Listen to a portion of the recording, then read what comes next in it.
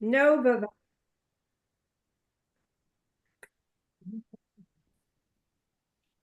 That this week's parsha, it's actually a double portion, Parshat Acharei Mot and Kedoshim.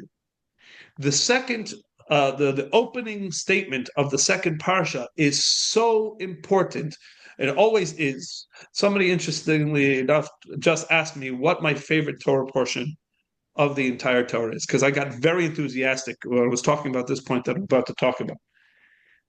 So they asked the question because they probably, in other words, is this your favorite Torah portion? I said, this parsha is my favorite Torah portion by far of all of them this week.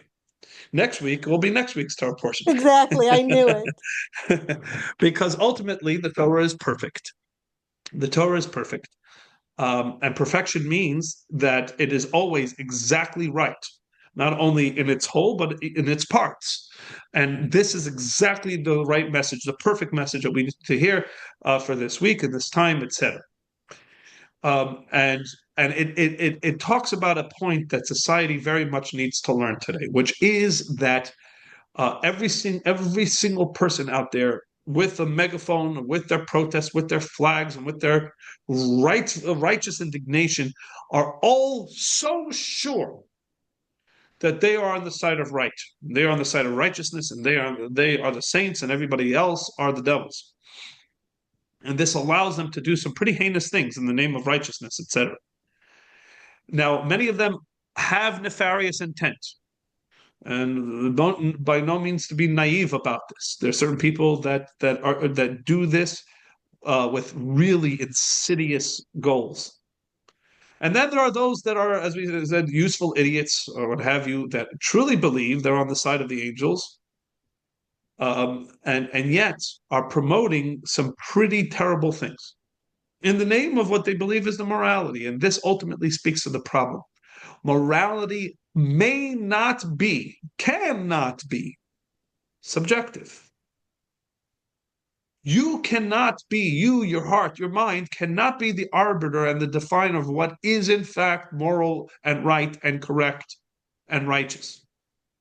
Because you are a human being, you are fallible. No human being has all the facts, has the full scope of reality, and therefore is able to properly weigh and define what is right or wrong. But ultimately, we need to follow right and wrong, and that's how the second Torah portion opens up. Kedoshim, it's Acharei Mot and Kedoshim, and we're going to talk about the why these two portions, why the two themes of the parshas come together, why this is a parsha of all the Torah portions that is chosen to be a double portion, like last week, and actually like in 2 weeks from now. We need to have double portions because there are certain years that the year is expanded with 4 extra weeks, a leap year, and a Torah portion for each. And there are certain years where, or most years, where the year is truncated with 4 weeks less, and we need to double up on Torah portions so that we can maintain the same cycle. Now, most of the Torah portions that will be doubled up or expanded will be in the same period of the year between the part of the year where the year would be expanded, that is the month of Adar, which is either one Adar or two Adars, and before Shavuot, because we have to be reading the certain Torah portion before Shavuot. So it's going to be in that time frame, in other words, this time frame, that we will have all those that accordion aspect of the Torah, where it could either be expanded or contracted, is going to be in this period of the year. And that is why all the double Torah portions or potential double Torah portions are from the end of the book of Shemot, the end of the book of Exodus, through to the kind of the end of the book of Bamidbar, and or really for the most part, no, till the beginning of the book of Bamidbar, with one exception at the end of the book of Bamidbar. But for example, last week was a double Torah portion. This week is a double Torah portion, and in 2 weeks from now will be a double Torah portion. So it's all kind of concentrated in this period of the year. Um, uh, so it's not just a calendrial consideration, because again, for example, next week is not a double Torah portion. Why that not next week? Why this week and not next week? Do we double up? So it's obviously because the themes of these Torah portions have something in common that makes it proper to just have one long flow. In most years, only in a leap year, well, every third or fourth year, is it separate Torah portions. But this week, the two Torah portions are that we read are usually together, so the themes have to stick. So all this a parenthetical. That's getting back to the way the second Torah portion opens up. Kedoshim to you shall be holy, you shall be righteous, right? And that is a command from the Torah. You shall be holy and you shall be righteous. And I'm sure every kid at Yale and Columbia University and every whatever it is raising their hand. That's me. Yeah, that's me. I'm the righteous one, right? Right? I decided to not spend my time studying for the finals to actually succeed in the in this year of school that my parents paid X numbers of thousands, tens of thousands of dollars, or I took out huge student loans that I'm never going to be able to pay back. I decided rather that my time is better spent marching around the campus, wearing masks and burning things down because I'm righteous, because I'm holy, because I'm the Kadosh. Kedoshim to you, right? You shall be holy, you shall be righteous. I'm fulfilling that. So it's not like they're turning around saying, I'm disregarding that principle and I'm not interested in being holy or righteous. No, they are convinced that they are the ones. And that's the problem. To a certain degree, this is um, the unique uh, malady that we are dealing with in society today, is that people are not disregarding the mandate to be righteous. They just don't know how to properly fulfill it. But They also, think they're these kids have been told they're wonderful from the second they were born, and wonderful, right. wonderful, wonderful. Whatever you do is wonderful. Whatever you think is wonderful. Whatever you say is wonderful. You're wonderful. You're wonderful. So now So you're discussing part of this the symptom. I mean, it's a part of the reason behind the illness. First, we're still discussing the symptom. In other words, people running around saying that they're righteous and yet being very far from it. Right. And if I hear Now, once more your truth, I'm going to faint out. right, my truth, your I, truth, right. you must love But that phrase also. Follow your truth, and it's your truth. right, What the hell? right. But importantly, again, before let's first recognize that this is a different circumstance. Most times in societies, we have people. Now, again, we are not talking about those that are manipulating these people with nefarious intent and insidiousness, et cetera, et cetera. We're primarily referring to the useful idiots here. Okay, are other such well-meaning individuals, oftentimes Jews, right? And disproportionate amount of Jews that seem to be lost I in this know, on and this it's matter. true. So So what is it? So are they all evil? No. In fact, interestingly enough, they're decided to taking on. It's a lot easier to sit on your couch and do nothing. They've gotten up and go out and are protesting whatever it is instead of studying for their tests, what have you, spending out in the cold, standing on highways with signs. It's like commitment over here, commitment, and yet, and in their mind, they are so righteous and they're patting themselves on the back for all their righteousness.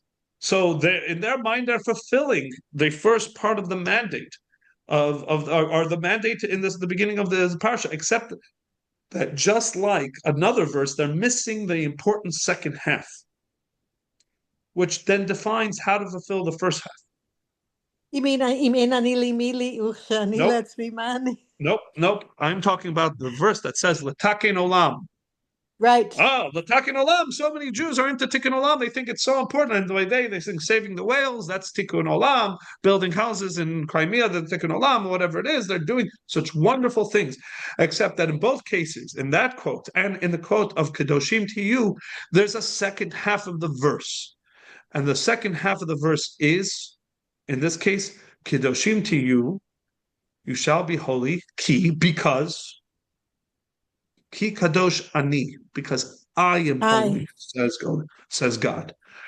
In your pursuit of holiness and righteousness, you need to be following my example, says God.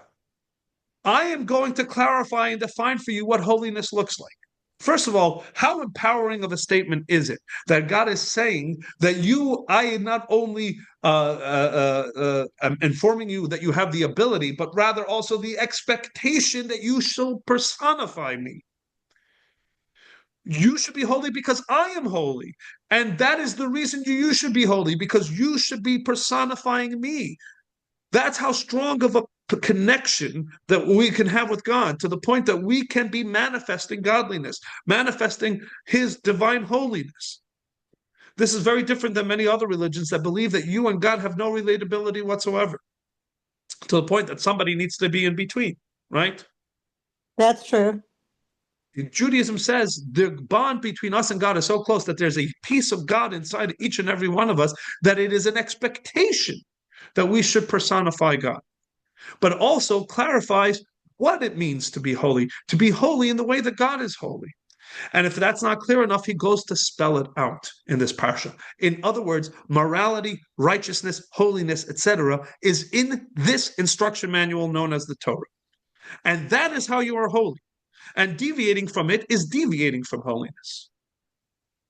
This is so important to understand. Every single person out there wants to be holy, but don't follow your heart. Follow truth. Not your Follow truth? objective truth. Follow infallible truth. A human being is fallible. Let's recognize that about ourselves. Let's have the humility to recognize that while we are created in God's image and we can manifest godliness, it takes God to tell us how to do it, because we are, at the end of the day, a human being. And so God lays it out, and he says, this is, and then immediately after that original statement of Kedoshim to you, Ki Kadosh Ani, the Parsha then goes on to tell us really some of the most classic, about 30 or so directives that have clarify what it means to be holy as God is holy. So, honor your parents, Shabtotai Tishmaru, and sanctify and keep the day of Shabbat. In there is v'ahavta l'reach kamocha, love your fellow as you love yourself. All this is the beginning, aliyah and a half of Parshat Kedoshim is so full, and this is again why the person asked me, so is this your favorite parsha? Because so many fundamental principles that define Yiddishkeit and have in fact defined morality for the world. But we need to stick to the original document, as it were. We need here's the playbook, here's the instruction manual handed down by God. Because the mandate is not be holy in the way you see fit, not be holy by following your heart or even your mind. Be holy because I am holy, says God. Ki kadoshim tiyu, ki kadosh ani. What is an example of the people who truly thought they were holy and in fact pursued holiness and got it very wrong? All you need to do to know that is go back one parsha. This is the connection to the parsha that precedes. The parsha of Acharei Mot. The two sons of Aaron, who Right. were in fact in a way closer to God than Moshe and Aaron themselves. Right. How do we know this? Because Moshe, the man of truth, eulogized and comforted his brother over the loss of his two eldest sons by saying, "Hu Hashem diber Hashem b'krovai kadesh." This is what God meant when He said, "With the closest ones to me, I will sanctify myself." That He meant the two sons of Aaron, that taught us a very important lesson, a lesson about the sanctification of the temple and not being able to go in whenever or wherever you please. What happened, as we know, these two sons of Aaron walked in to the Holy of Holies on the first day that the Mishkan, the tabernacle, was being inaugurated. While Moshe and Aaron were going about the process of bringing the offerings and consecrating the temple and doing everything that was supposed to be done, all of a sudden the two sons of Aaron go rushing by them, walk straight into the Holy of Holies, and drop dead. And turn this moment of great celebration into a moment of terrible tragedy. And it's interesting that the commentaries clarify that it's not that the two sons of Aaron, because if they did this and they were just some disrespectful upstarts, just brushing past their elders and going in, as some of the commentaries say, drunk into the temple, then you can't call these people particularly close to God, and which would make Moshe a liar, even if he's trying to say a nice, sweet lie to comfort his brother. But don't forget, he's standing in the temple itself. after this has happened, and he's not, and this is not Moshe Isha Emes. Moshe is a man of Moshe Emes v'Torah Emes. Moshe is a man of truth, and for him to say that these were truly great people close to God would seem to run counter to the idea of these two young cusses just bursting their way into the Holy of Holies drunk. Because they had a good Rather, intent. rather, the clarification is that the two sons of Aaron knew that if they walked into the Holy of Holies, they would not come out alive. And they Really? did so anyways. Really? So they committed Yes, suicide, like suicide by it cop? was no, it was not committing suicide. Their goal was not to commit suicide, but they were totally willing to sacrifice their life to become subsumed in pure godliness. If you are somebody who is so spiritually minded, and here are the two options that face you: either spend the next 70 years living a mundane life in this physical Difficult. material world, or you can walk behind this curtain for the first time in existence. God is right on the other side of a curtain, and they can just walk in there and just totally, like a moth to the flame, be totally consumed by the light. And all it costs, the price of admission, is your physical life. For them, it was a no-brainer. It was a no-brainer. That's That's how scary. spiritually It's minded. almost like Aaron went too far with them. See, No, he this it's they went too far. Aaron taught them to love and appreciate God more than anything else. The problem was that their love was selfish. Their love and their mm, holiness was their own holiness. yeah. Why? Because sure, we should all pursue godliness and holiness, and we should all be drawn. In fact, that's why Moshe has to warn Aaron, don't you think of doing what they did. Why would he ever think about it? It's a tragedy. No, because Aaron has that same yearning and burning desire to connect with God as they did. Do you think for Aaron it was any less enticing that right on the other side of the curtain of where he works every single day is pure godliness, pure, unfiltered divinity? Of course it drew him. But Moshe says, don't be holy in the way you want to be holy. Be holy in the way God wants from you to be holy. And God put you on this world for a reason. You don't have the right to punch your ticket early. Ultimately, the two sons of Aaron didn't heed the second half of the verse. They were holy, but in a way that was their holiness. When God said, be holy in the way that I want you to be holy. This is the key. This is what it means to be Am Yisrael, to have that relationship with God, is not to have a relationship on your terms, to have the relationship on God's terms. Think about that. That's a very important thing. A lot of times, even as we are pursuing holiness and we're pursuing righteousness, we are pursuing it in a way that makes us feel good. Right. And at the point where it doesn't feel good to us or it doesn't make sense to us, maybe we're not as committed anymore. And Right. I'm not being cynical. And we all deal with this. We all struggle with this. Every single one of us, to the most righteous and observant ultra Orthodox Jew, we all struggle with this. That there are the things that all feel wonderful, feel great, feel holy to us, and we're all into it. And then there are things that either we don't do or we don't do with as much enthusiasm because it doesn't resonate with us as much.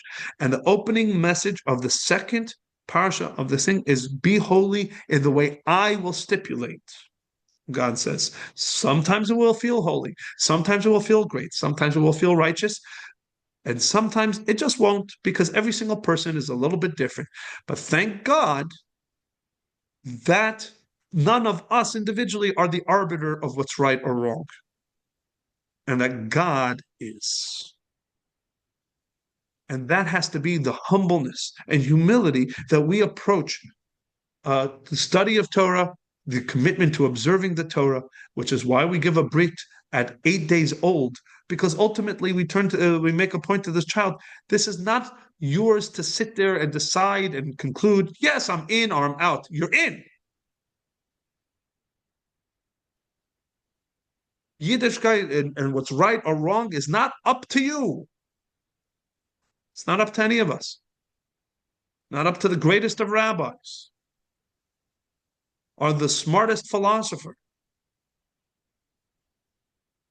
It's up to God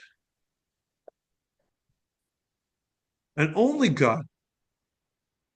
And of course, that's the only thing that makes sense, that the infallible creator of us all will be the one that will clarify for us what is in fact right and righteous and what is in fact not right and wrong. And unfortunately, that is a message that is missing in today's society. We have in our effort to teach empowerment and to give every single person their freedom, we have forgotten that ultimately each one of us is answerable to our Creator, who put us in this world for a specific purpose and reason. And that we don't just get to pick and choose what makes us feel good or not. There are immutable truths in all levels of existence. I could want to have a popsicle for breakfast every day, and ultimately it will not be good for me as much as I want it to be.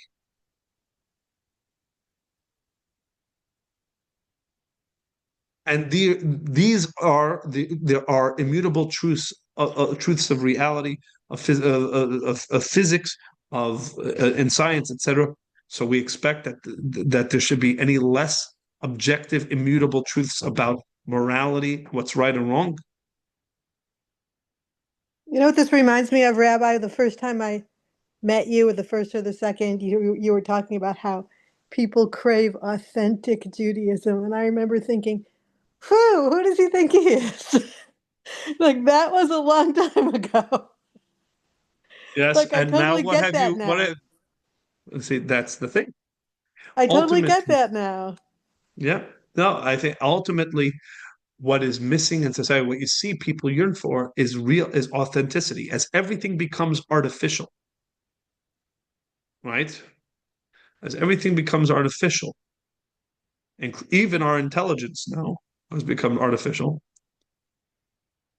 Uh, Everybody is craving authenticity, and here it is. Which is why Right. simultaneously, with all this confusion, whatever it is, the positive of it and the optimistic and thoroughly I think I would say if optimistic is the way you say something, it's not really truthful. It's not really a true read on things. It's just a nice tilt towards positivity.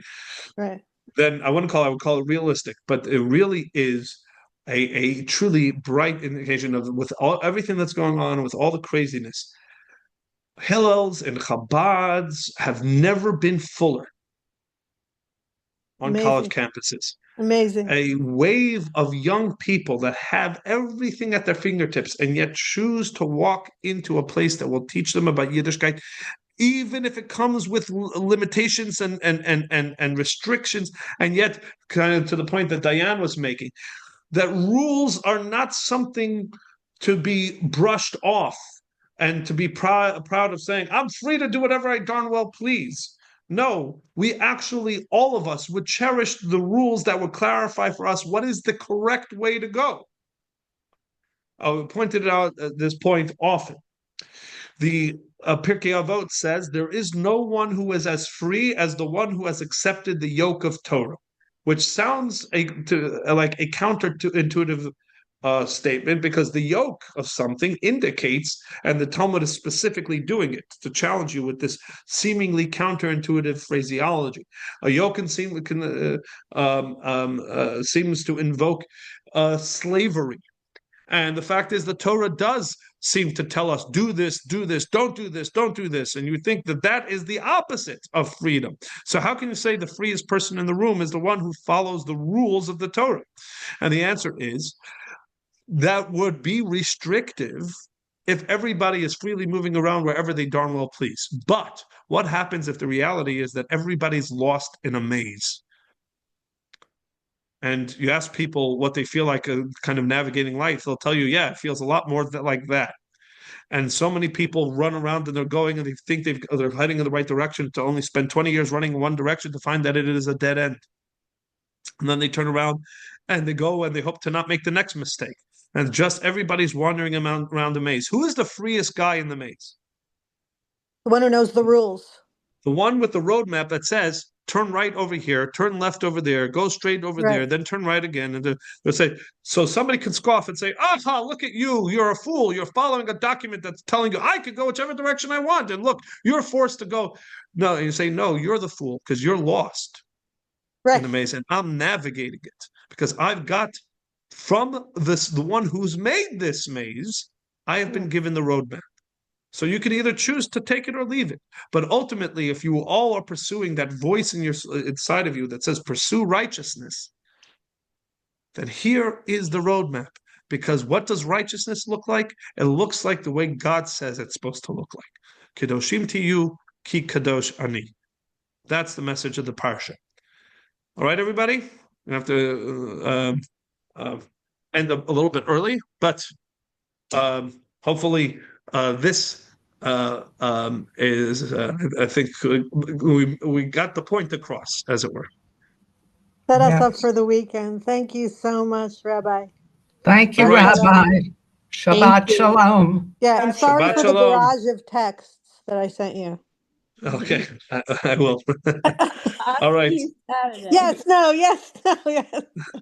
Yes, but ultimately it all worked out, right? Yeah, you see, yes, no, right? Sounds like the Torah. All right. Okay, everybody. Shabbat shalom. Thank you. Shabbat shalom. Thank you so much. Shabbat shalom.